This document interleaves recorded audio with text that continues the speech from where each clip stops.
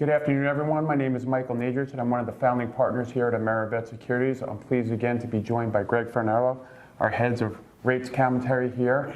Well, Greg, as I always say on Wall Street, expect a little bit of the unexpected. Sure. Exciting day at the symposium over there in Jackson Hole. I'd love to get your thoughts. Sure, thanks, Mike. I really didn't expect to be back here this quickly, but there's a lot going on in the marketplace. You know, we spoke yesterday. Our expectation really was for Powell to throttle it back a little bit from the July meeting, get away from the mid-cycle adjustment. And he basically did that, right? He accentuated the fact that the global economy has slowed. There's a lot of concern about the tariff situation, and obviously inflation is still front and center. So with that, the market traded fairly good. The bond market was slightly firmer. The expectations for a 50 basis point cut in September started to tick up a little bit, and we're still priced 100%. So that's a thing of the past. So now let's fast forward that a little bit. Okay, so we were talking about maybe another easing of 25. There is a belief now we might get 50. What's your thoughts on that?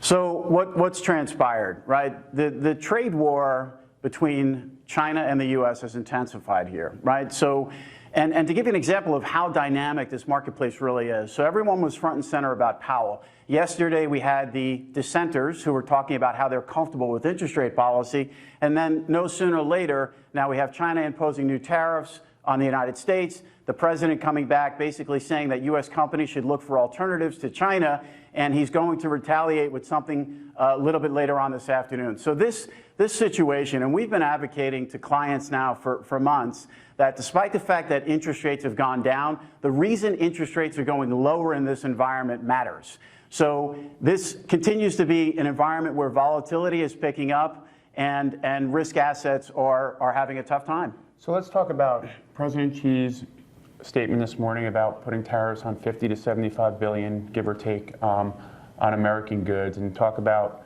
what can Trump do in retaliation at this point, and are we in a full-blown trade war now?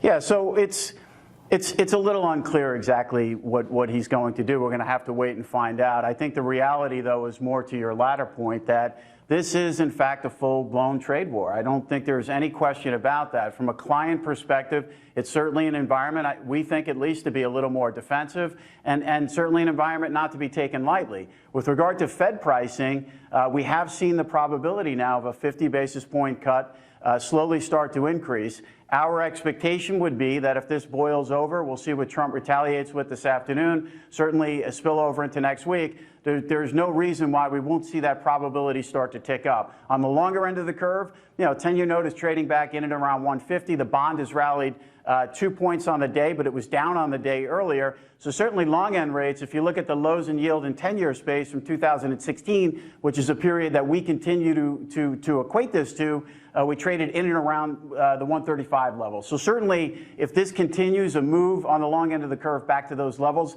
is certainly conceivable. So when Chairman Powell spoke at 10, the market kind of, like you were alluding to earlier, traded kind of okay, right? Like it looks like he walked that balance we were talking about in our talk yesterday.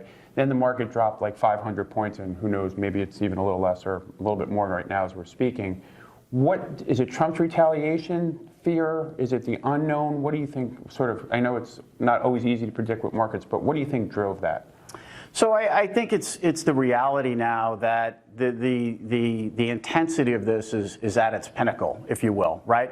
This is clearly the pinnacle of where we've been with regard to these negotiations. And I think the market is looking at it like there's really no way to paddle this back at this point, right? The way forward, it seems right now to be a very risk-off environment. And at the same time, you look at the committee, you look at Powell, he wasn't decisively dovish. He was slightly dovish, but not decisively slow. And you still have some dissenters. So the committee in it by itself is still fairly divided. So you have that in conjunction with a risk scenario which continues to intensify on a global basis.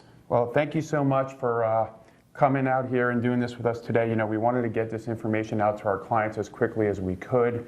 This is very topical. This is very important. We know it's a short week heading into Labor Day next week, so we want to thank all our clients. And if anyone has any questions for Greg, please call your account representative, as AmeriVet is always committed to adding value to their client base. Thanks again, Greg.